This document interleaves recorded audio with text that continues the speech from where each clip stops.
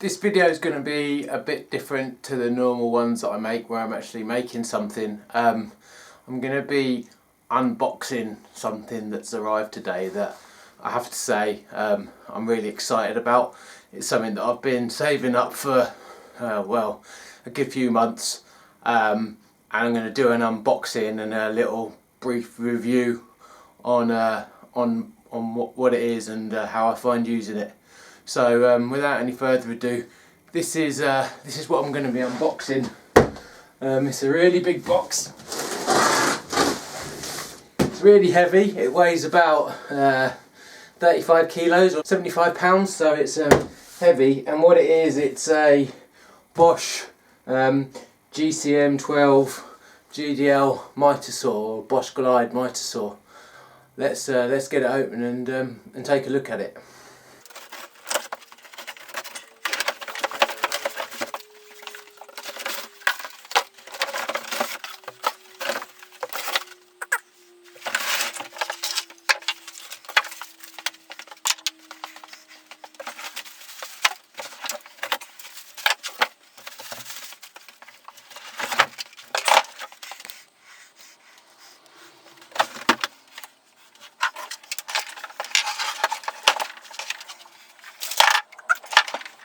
The first thing that really strikes me about it is, one, how big it is.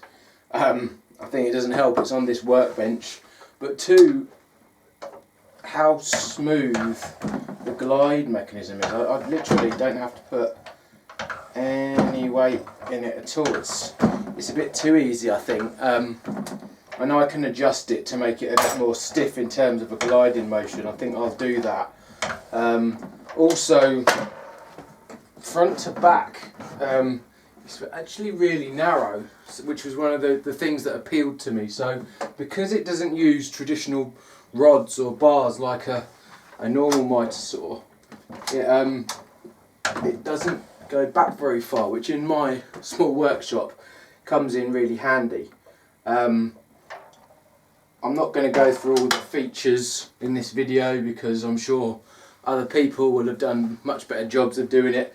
I'm just going to fire it up and make a few cuts and let you guys know what I think. But first impressions are, one, it's really big, and two, really shiny, and I'm really pleased with it. So let's get it set up properly and make a few cuts and see how we go. Normally when I get any new tool, I'll use an engineer's square or a framing square like this to check its accuracy before I make any cuts at all.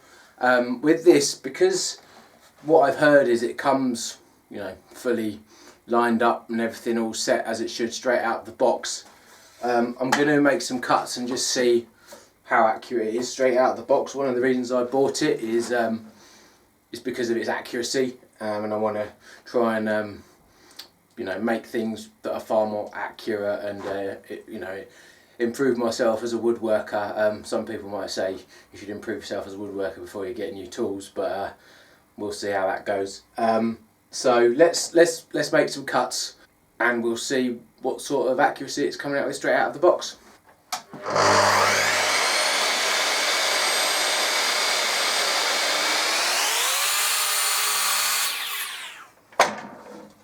So that's the first cut. I think it's fair to say it went through this 2x4 like a knife through butter, or a hot knife through butter even. The cut itself looks to be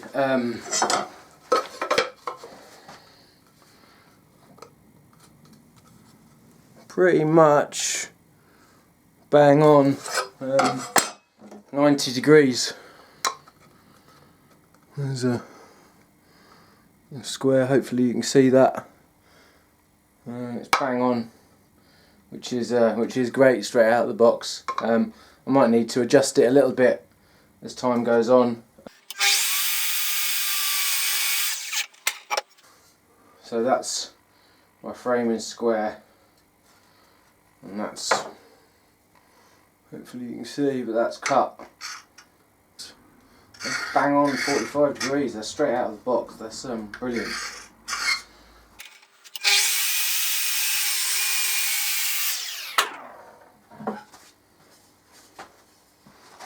Really nice clean cut on that. Perfect in fact. And it went through it really easily.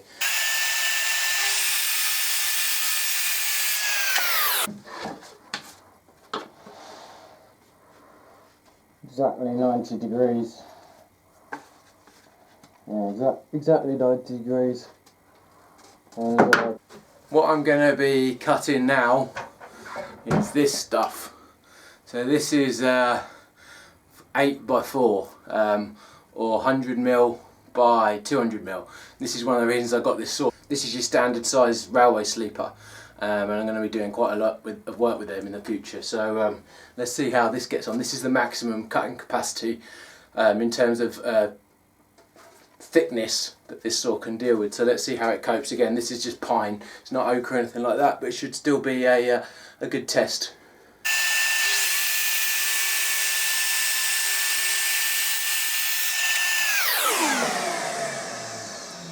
So that's gone through that really easily. You can probably just see the knot there. It went through that like it was wasn't even there. And the finish on it from that blade is, have to say, outstanding compared to what I'm used to on the DeWalt anyway.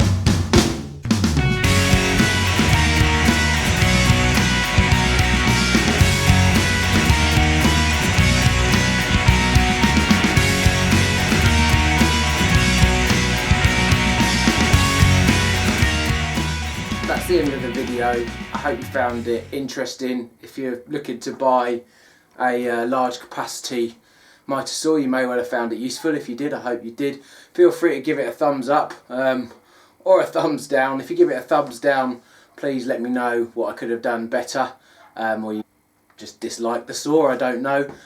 Feel free to leave any other comments. I'd be interested to see what people think about this type of video. As I say, it's the first one I've done where I've just talked about a tool or a new tool.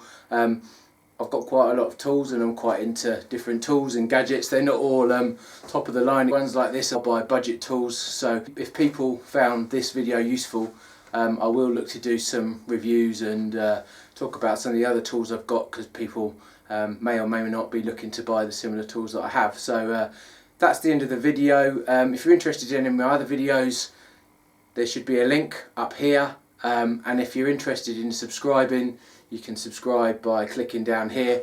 Hopefully see you again soon.